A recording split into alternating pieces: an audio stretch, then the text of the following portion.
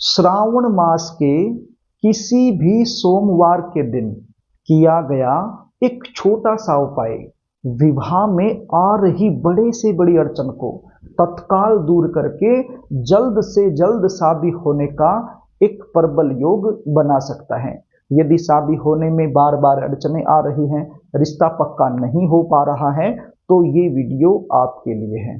प्रिय दर्शकों, यदि आप बच्चे खुद हो तो खुद भी ये उपाय कर सकते हो, और यदि आप माता पिता हो, बच्चों के शीघ्र विवाह होने के लिए ये उपाय करना चाहते हो, तो भी आप ये उपाय कर सकते हो।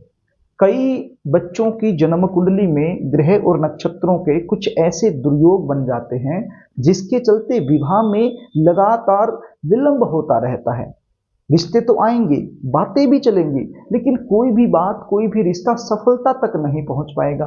और यदि सफलता तक पहुंच भी गया तो एंड में जाकर कोई ना कोई ऐसी बात निकल कर सामने आएगी जिसके चलते रिश्ता टूट जाएगा। कुछ ऐसे रिश्ते आएंगे जो आपके लेवल के नहीं है, आपको पसंद नहीं है, तो सीधी सी बात है, आप अपनी तरफ से मना करते रहोगे। और कोई ऐसा रिश्ता जो आपके लेवल का है, आपको पसंद भी है, तो वो रिश्ता सामने से पक्का नहीं हो पाएगा। देखने वाले आएंगे, देखकर चले जाएंगे, किसी भी प्रकार का पॉजिटिव रिप्लाई सामने से आपको मिल नहीं पाएगा, आप इंतजार करते रहोगे। और कई बार सिचुएशन ये भी होती है कि रिश्ते आना ही बंद हो जाते हैं, जबकि आपके बच्चे दिखने में सुंदर हो सकते हैं, अच्छी खासी उनकी जॉब हो सकती है, भगवान की कृपा से बैकग्राउंड भी अच्छा हो सकता है। इतना कुछ होने के बावजूद भी शादी के लिए रिश्ता पक्का होने में बार बार अड़चनें आती रहती हैं। तो प्रिय दर्शकों, इस प्रकार की सिचुएशन यदि आप लोगों के साथ बनी हुई है तो चिंता करने की आवश्यकता नहीं है। उपाय बता रहा हूं, बिल्कुल सरल उपाय है।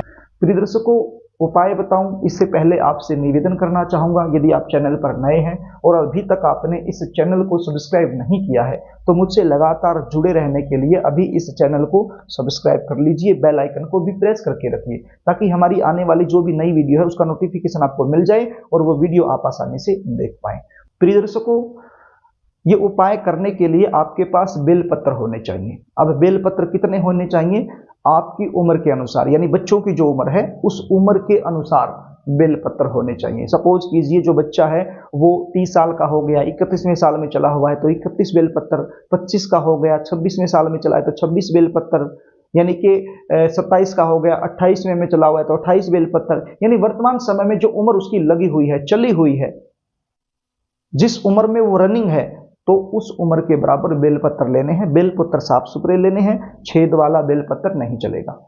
और एक बर्तन ले लीजिए आप, स्टील का कोई भी कटोरी ले लीजिए या कोई भी बर्तन ले लीजिए, उस बर्तन के अंदर आप दूध डालिए, कच्चा दूध, बिना गर्म किया हुआ दूध, और उसके अंदर थोड़ा सा केसर आप डाल लीजिए। अब आप सोचोगे कि दूध कितना लेना है, तो आप लगभग 100 ग्राम, 200 ग्राम, 500 ग्राम, ये आपकी मर्जी है, लगभग इतना दूध आप ले लीजिए, किसी भी बर्तन में डाल लीजिए। लेकिन इसके अंदर केसर जरूर मिलाना है, केसर इसके अंदर मिला लीजिए और अच्छे से इसको मिक्स कर लीजिए। केसर यानी जो धागे टाइप का केसर आता है, वो केसर आपने इसके अंदर मिलाना है। अब कितना मिलाना है? इतना सा मिला लीजिए, थोड़ा सा, एक डिब्बी आती है वो पूरी डिब्बी भी आप मिला सकते हो। तो केसर इसमें आप मिला लीजिए, अच्छे से मिक्स कर लीजिए। अब ये बेलपत्र और ये दूध, ये लेकर के आप शिव मंदिर में चले जाइए। प्रिय दर्शकों, सुबह के समय भी जा सकते हो, शाम के समय भी जा सकते हो, ये आपकी मर्जी है। मैं तो कहूंगा कि सुबह के समय ही आप इस उपाय को कर दीजिए। अब ये दोनों चीजें लेकर के शिव मंदिर में चले जाइए, आपके आसपास जो भी शिव मंदिर है उसमें चले जाइए। अब कई जगह क्या होता है, शंकर भगवान के मंदिर में जो शिवलिंग की स्थापना होती है किस प्रकार से होती है? एक साइड में गणपति जी होते हैं, नंदी जी होते हैं, और माँ अंबिका होती है, कार्तिक जी होते हैं, और बीच में शिवलिंग होता है। और कई जगह क्या होता है कि केवल शिवलिंग होता है, ये कार्तिक जी और नंदी जी बाहर होते हैं गेट से, और जो माँ अंबिका है ये अलग अलग जगह पर होते हैं, मतलब गोल गोल चक्कर में ये नहीं होते हैं। तो दोनों ही सिचुएशन आपको बता देता हूं किस प्रकार उपाय आपने करना है। अब मान लीजिए आप जहां जा रहे हैं वहां पर कोई ऐसा मंदिर, मतलब ऐसी सिचुएशन है कि बीच में शिवलिंग है और चारों तरफ पूरा शिव परिवार स्थापित है, तो फिर एक पानी का लोटा आपने लेना है। देखिए, पानी का लोटा आपको मंदिर में मिल जाएगा, हर मंदिर में मिल जाता है। यदि नहीं भी मिलता है तो एक पानी का लोटा भी अपने साथ ले जाइए, आप, कोई दिक्कत नहीं है।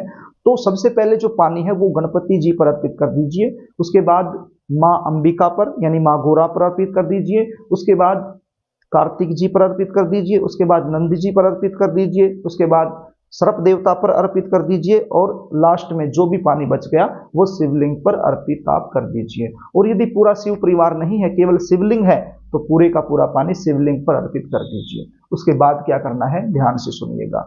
ये जो दूध, केसर मिश्रित दूध है, इस दूध में आपने बेलपत्र को अच्छे से भिगो लेना है, यानी कि अच्छे से डुबो लेना है। डुबो करके अपनी मनोकामना बोलते हुए शिवलिंग पर आपने अर्पित कर देना है।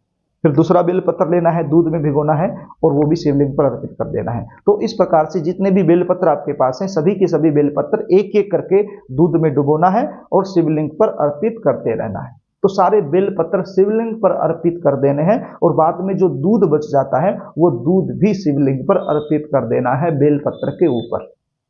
उसके बाद एक मंत्र आपने बोलना है। मंत्र क्या है, ध्यान से सुनिए। ओम गौरी शंकराय नमः। ओम गौरी शंकराय नमः। ये मंत्र कितनी बार बोलना है, ये मंत्र कम से कम 21 बार आप बोल दीजिए। यदि ज़्यादा समय आपके पास है तो 108 बार आप बोल दीजिए, और यदि समय की कमी है तो कम से कम 21 बार तो ये मंत्र आपको बोलना पड़ेगा। 21 बार ये मंत्र बोल दीजिए। देखिए, यदि शिवलिंग के पास आप बैठकर नहीं बोल सकते, क्योंकि सोमवार है, श्रावण का सोमवार है, भीड़ हो सकती है मंदिर में, तो आप शिवलिंग के पास ज़्यादा समय नहीं बिता पाएंगे, क्योंकि दूसरे लोग भी हैं, उनको भी पूजा करनी है।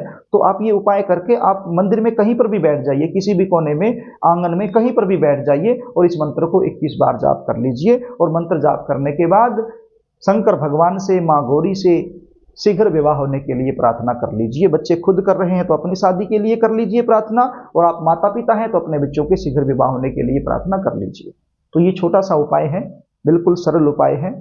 बेलपत्र श्रावण का महीना है, आसानी से मिल जाते हैं, तो ये उपाय जरूर कीजिएगा। प्रिय दर्शकों, शादी कब होगी, कौन से साल में होगी, कौन से महीने में होगी, कैसे परिवार में होगी, कौन सी दिशा में होगी, शादी के बाद का जीवन कैसा रहने वाला है, जीवन साथी कैसा मिलने वाला है, या फिर इसके अलावा आपके जीवन से जुड़ी हुई किसी भी प्रकार की किसी भी प्रकार की समस्या का ज्योतिषीय समाधान आप हमसे लेना चाहते हैं, शादी के लिए रिश्ते की बात चल रही है लेकिन वो पक्की नहीं हो पा रही है, या फिर रिश्ता पक्का हो चुका है, शादी के लिए डेट नहीं निकल पा रही है, मतलब किसी भी प्रकार की कोई समस्या आपके मन में है और आप हमसे पूछना चाहते हो, तो इसके लिए आपको अपनी जन्म कुंडली मुझे दिखानी पड़ेगी।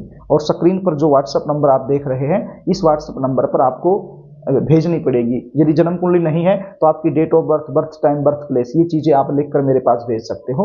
संपूर्ण जानकारी आप मुझसे प्राप्त कर सकते हो। तो प्रिय दर्शकों, यदि कार्यक्रम आपको अच्छा लगे तो इस वीडियो को लाइक जरूर करना, इसको शेयर भी कर देना ताकि आप पुण्य के भागीदार बन जाएं, और कमेंट बॉक्स में ओम गौरी शंकराय नमः जरूर लिख देना।